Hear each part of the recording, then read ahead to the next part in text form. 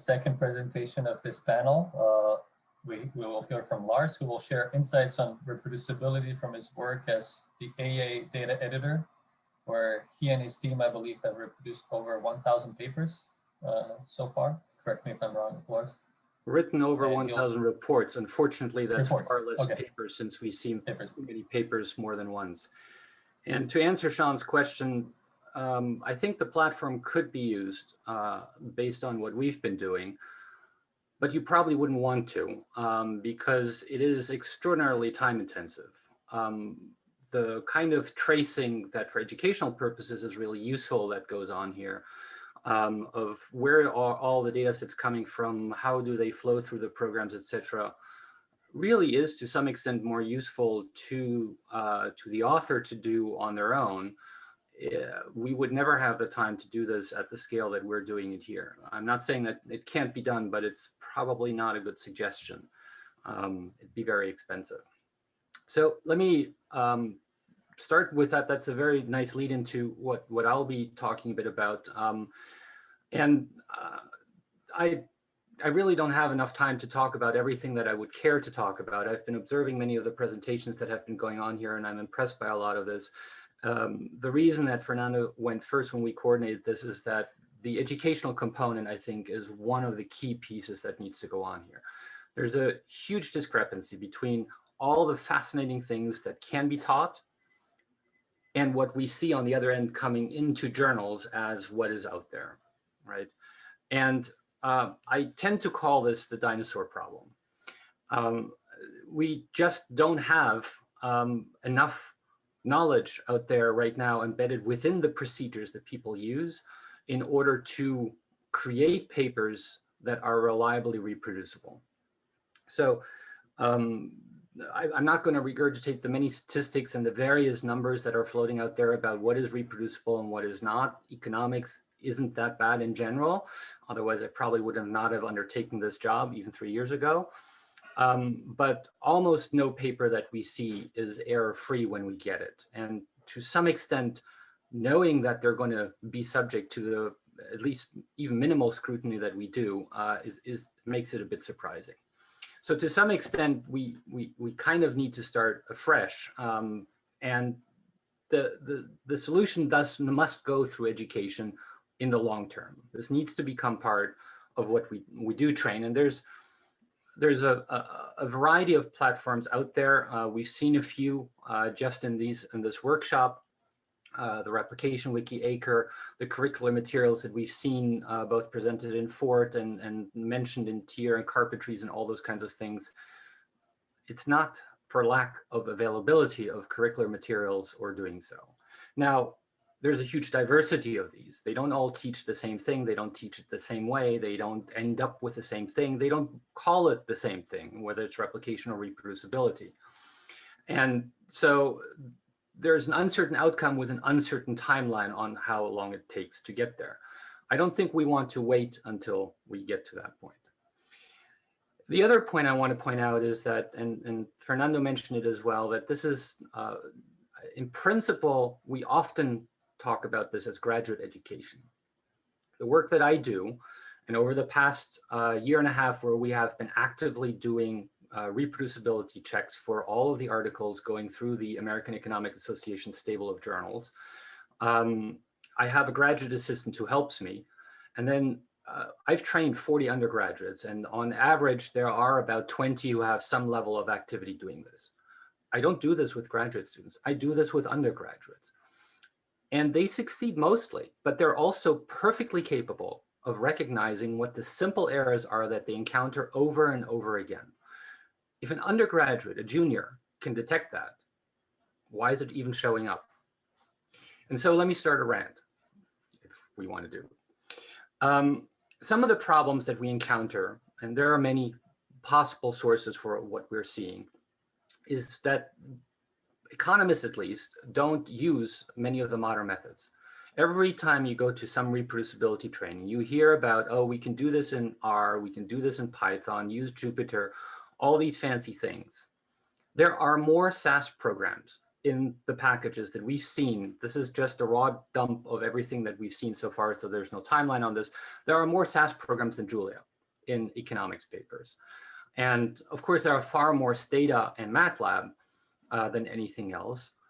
That doesn't prevent you from doing reproducible research, but it does prevent some methods that have been put forward to do this more robustly. So when somebody talks about putting together a Docker of your own, can't do that with MATLAB, can't do that with SAS, can't do that with Stata. You can't distribute them, they're licensed and all that kind of stuff. So, but where are students getting their skill sets from their professors? And what do they know how to do? Look at the graph.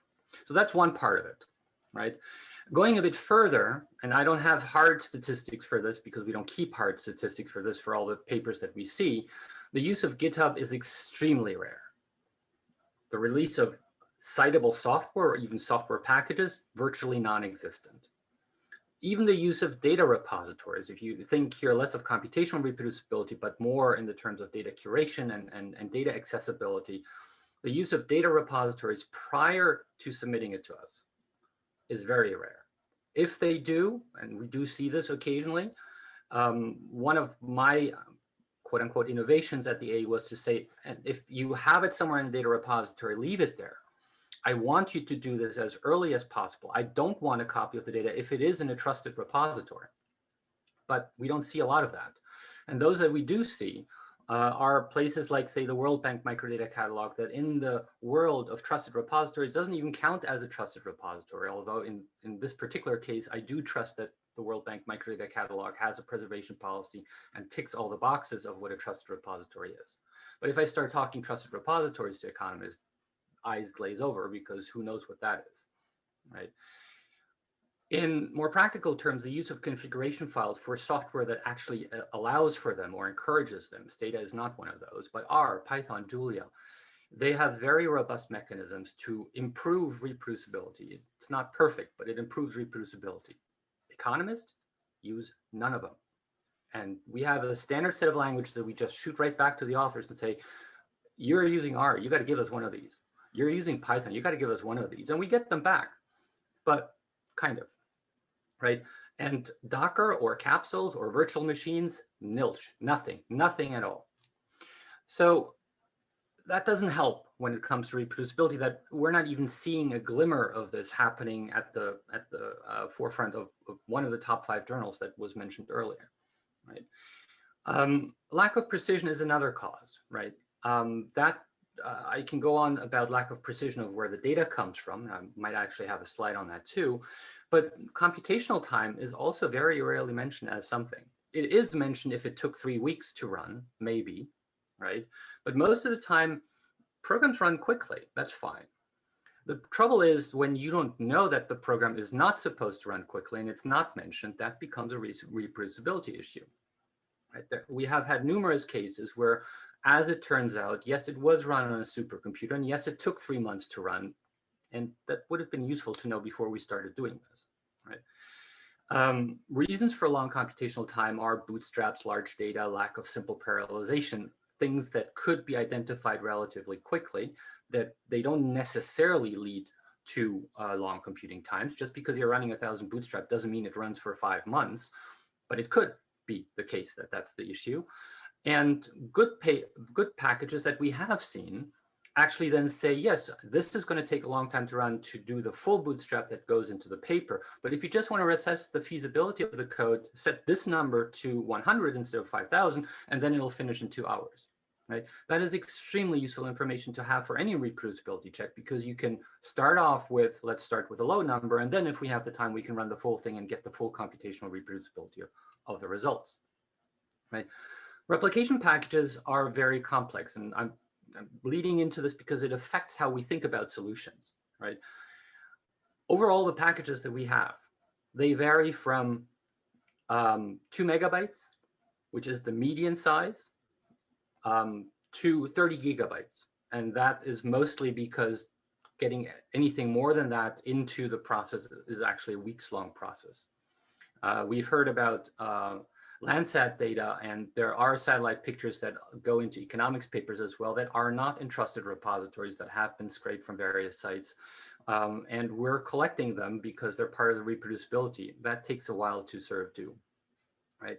number of files, file management, how you think about a reproducibility archive. This influences exactly what Fernando was talking about. If I want to trace through what every file does, if I have 41,649 files, it might take a while. And so to describe these kinds of things, there is no really simple solution for this, but you have to accommodate this full spectrum of doing things, right? And version of software is relevant as well. That comes with practical problems. If your code ran on MATLAB R2012 and that's what I need to run it because it's broken afterwards, I have a licensing problem because I don't know anybody at Cornell who still has such a license. But even in open source, people just glibly go over those versions. And I can give many examples. R4.0 broke things more recently. There's somewhere a subtle break in a Julia version that broke the random number generator, and we found that in one of our analyses. Python 2.7 versus 3, and within 3, we found an issue with a stata insheet command that just performed differently depending on if you're running in Windows or Linux, and just randomly dropped some records from the files that were being done here. Right. So all of these things, it's important to know what is your platform, what is the version you ran on, and what are the packages that go into this kind of thing. So let me stop ranting here. What are the possible solutions? I already mentioned education. I've heard from many people, why don't you just give me a standardized solution? And we've looked into that. And standardized solution, and this should have been obvious from the file structure and sizes of the packages, might work for most, but it won't work for all papers, right? And then if it is a standardized solution, why should I pick one that I like when there are various ones that all work as long as they're reproducible? And if you take the tier platform or Julian stuff or some other standard way of organizing these things, and if I go over to computer science, their standard platform will look different as well. So I can't think of an easy one. Pick one though, and stick to it. That I think is one key thing.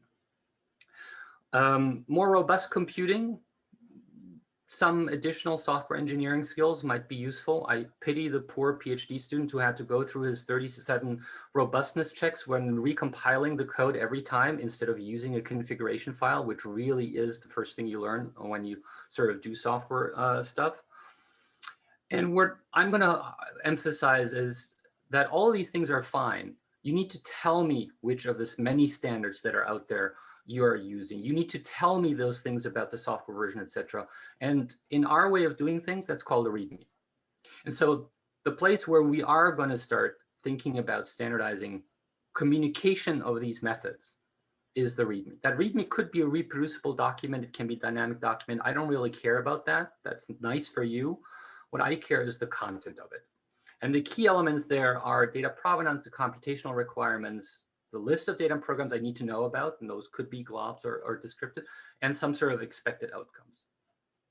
But I also don't want that to be something that only works in my journal, because you really, to do this effectively, this is the first thing you populate your project space with. And then you keep track of what it is. You are doing something and you're downloading a new deflator to deflate the earnings that you got from this other source. Well, now you stick it into your README, you document the data provenance for that, and you integrate it into your workflow and doing all these kinds of things. So with a bunch of other active data editors and econ journals, we've sort of gone back and forth around this for a while. So this is not just an AEA thing. It is at those econ journals that you see there.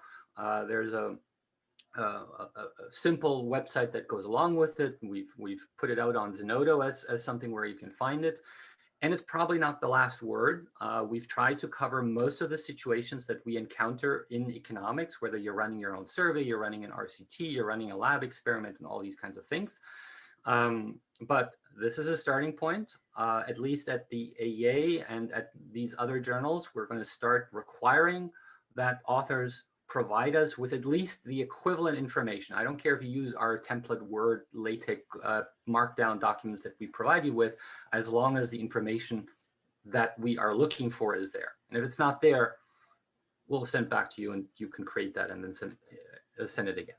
I think for many of the cases that we've seen, and like I said, we're at 500 plus articles, 1,000 plus reports of doing this. By the time that we've gotten the response to the second report, most of that information has now been teased out of the author, typically willingly, sometimes not.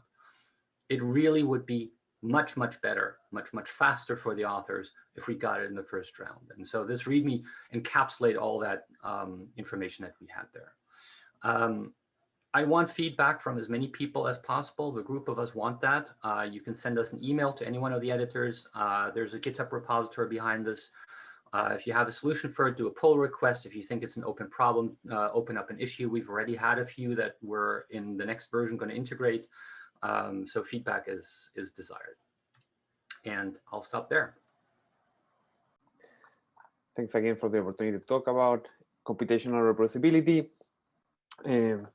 I'll give an abbreviated version of a talk that I'm giving on computation on the platform that I've been working for a while. First of all, we have been working at BITSS. Lars is an honorary member of BITSS, but it's a team effort where lots of people have been working behind the initiative, and these are their names. The PI is Ted Miguel, and the co-PI it's Lars Hoover. In terms of why reproducibility, I'm going to fly over this because of the theme of this conference. We do not need to focus so much on it. But the one motivation I wanted to bring is this idea that we want to prevent the loss of knowledge. Every semester, students around the world, and this ties into the talk on inclusivity of different academic hubs around the world that we were talking earlier this morning. Students around the world are taking empirical or applied something, health, labor, education, economics courses. And a typical assignment consists in reproducing the results of a paper, possibly testing the robustness of its results. The stages that they go through, it's something like first they scope the paper, they select and verify that there are materials. Then they assess the degree of reproducibility of a specific part of the paper. They might improve a little bit the reproduction of a paper, fix some paths, add some libraries, add some missing files, etc., etc. They might also carry out some robustness tests, additional robustness tests to those that are in the paper, and all this basically happens every semester around the world. Several classes and hundreds of students, and basically on each of these steps there's valuable knowledge. The problem is that this knowledge is not usually disseminated. It might be an end of semester report or a presentation that is not published. The language across this exercise is still not exercises, is still not standards. We're still talking about reproductions or replications to mean different things and other concepts. There are some attempts to record this type of exercises, but that they have gravitated more towards a full paper, which might not be necessarily the best format for this type of class assignment that need not conduce to a paper all the time. As a result, each semester there's a lot of missed knowledge. New students repeat similar exercises, and they sort of have to reinvent the wheel. They have to figure out if there are materials. They need to have conversations with the original authors, try to find the missing materials and things like that. And there's a lot of repetition that could be avoided. There's also a lot of opportunity to build on top of previous exercises. So when I, in the semester 1, learn about the reproduction package of a paper and I improve it, then somebody else in the next semester could start from what I did, as opposed to start from scratch and having to, again, reinvent the wheel. And also there's a lot of opportunity in aggregating this knowledge, knowing if a body of literature or certain claims in a paper are reproducible or not. It's helpful, and we're missing out on that information. So there are other motivations for this project, primarily assess and improve reproducibility, and also increase access to all the scholarly output. And I'm not gonna go further into this presentation in the interest of time. So with that motivation, we build the ACARE guidelines and the ACARE platform. And the primary philosophy or framework that we're thinking for this is that we want to move away from binary judgments. We know that there are incentives for people to emphasize unsuccessful reproductions. We also know that original authors are in a position of power, and they can deter in-depth reproductions from early career researchers. So we want to move away from statement like this paper is irreproducible or reproducible, and we want to move closer to statement that looks something more like result Y in paper X has a high level of reproducibility according to several reproduction attempts. Moreover, reproducers have improved the paper, increasing its reproducibility to a higher level. And with that in mind, basically, we thought of this, how to approach an exercise, and we think of, okay, a paper is going to have different components, and we're not going to reproduce a paper, we're going to reproduce a specific component of a paper. And here we follow a similar terminology that the one that the SCORE project is following and at the Center for Open Science, where we focus at the claim level. So what's the major finding of a paper? A paper might have several major findings, and that will be a claim. And those claims are going to be supported by tables or figures, and each of those tables or figures are going to contain a specification that's going to be supporting these claims. So we're going to go all the way to the specification through the claims, and that's what we're going to try to focus on reproducing. We're going to try to focus on reproducing claims, and basically, stay away from talking about the entire paper. A lot of this exercise about standardizing terminology. As I said, there are things that there's not that much a consensus still, and we just want to have one space where we are all talking in the same language. The only thing that I have replication there, and I will not mention it again because replication tends to be confused with, there's this sometimes it's used to talk about doing this, repeating the same methodology over a comparable sample and see if the results are externally valid or are maintained. Here we're going to be talking about computational reproductions, referring to same data, same code, and aiming for the same result. So with that, basically, we thought of this exercise as having 5 stages. Again, in the interest of time, I'm going to focus on just one stage of the assessment, which basically is going to have 2 parts. First, we're going to guide students or reproducers to find all the elements behind a display item, and then we're going to suggest a way to score the reproducibility behind that display item. So first, we're going to guide them on how to identify data sources, and all this information is in the guidelines, how to identify analytic data sets, and how to parse and read code files. And after reading the code files, they're going to have, we provide a tool that is called the ACARE diagram builder that helps reproducers see how all the inputs and output connects. So they will see something like this, where if they're trying to reproduce table 1 and they haven't identified the inputs and outputs of the analysis, they might be able to see a reproduction tree that looks like this. And with that information, then they will assess the degree of reproducibility of that specific display item. And for that, we propose this 10-level scale that goes from having no materials to having just the code, to having some partial analysis data and just the code, and progressing on this step to all the way to having all the code and all the raw data, and be able to reproduce the results from the raw data. We also take into account that a lot of papers, a lot of work, it's based on confidential data. So sometimes the data cannot be provided.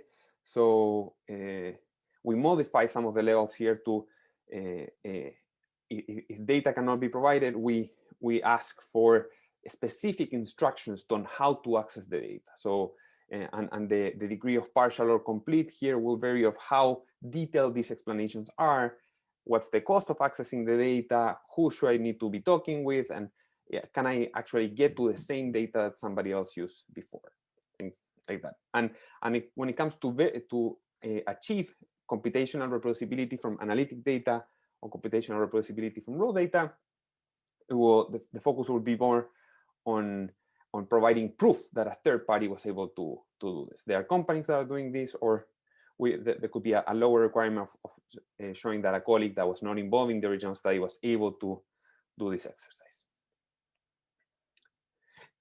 Another contribution that we put in the guidelines is that we're trying to facilitate a constructive exchange between authors and reproducers, and these exchanges can gravitate towards adversarial exchanges. So we in the guidelines we put a lot of effort in drafting some language of how would you go about having these conversations. And here there are some scenarios to have these exchanges in a constructive way. For example, say that I'm a reproducer and I want to follow up on finding additional materials. Here's an example of a paper, a short email where we will describe the issues or how we try to resolve them and describe specifically which parts are missing.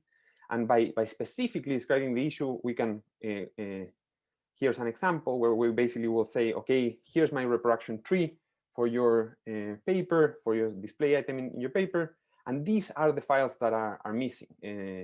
So this could, as opposed to say everything is wrong or your paper is irreproducible, you can say, hey, I cannot seem to find this paper, this component. This leads to, we also provide automated reports from the platform that will help reproducers to assess that will help instructors assess the reproductions. And let me just show you very quickly how the platform looks like. Right now we are in a light beta version, in the sense that we're this semester we're gonna have some testing. Next semester we're gonna do most of the heavy testing with courses. But basically here you just create an account, go to your work, you will record a candidate paper.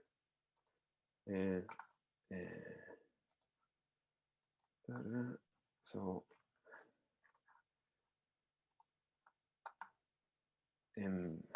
basically you will go in there, start your exercise and go through these stages. So for example, here I have a mock reproduction where basically first you select the paper, then you scope the claims within the paper, you assess it, and I don't know, when you're looking at the claims, you need to identify what are the things that you're going to be assessing, for outline the claims within the paper that you're going to be assessing, and all the way to then record the assessment, the improvements, and possible robustness exercises. Let me show you a little bit how assessment would look like. So first you will go on and identify what are the data sources that are described within the paper. In the paper, what are the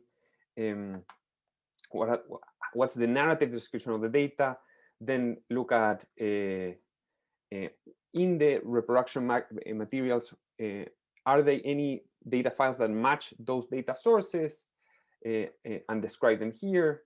Then you will describe what the analytic data sets are, and the code scripts. This will be fed into, here I have some mock names, so the reproduction tree is not going to look so well, but this will generate the reproduction tree.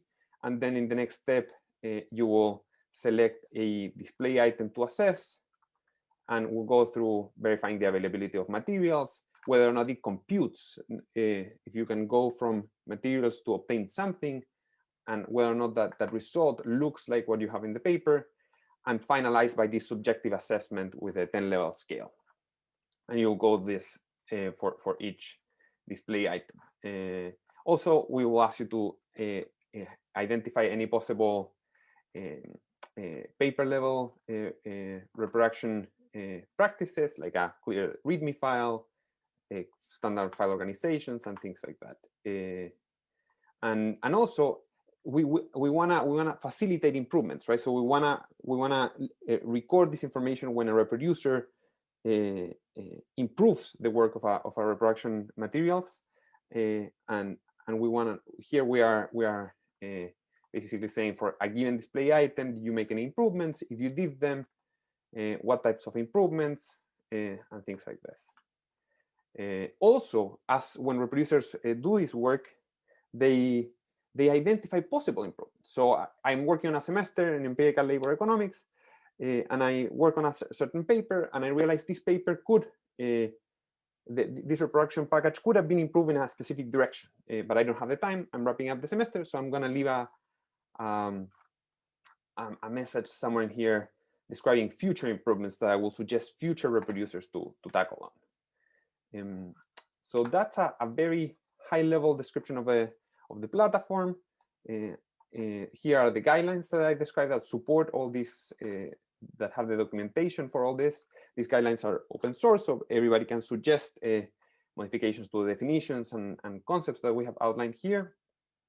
And if you're interested, we are starting a beta version this semester with a few students, and next semester we're gonna do a larger scale beta version, and you can sign up here.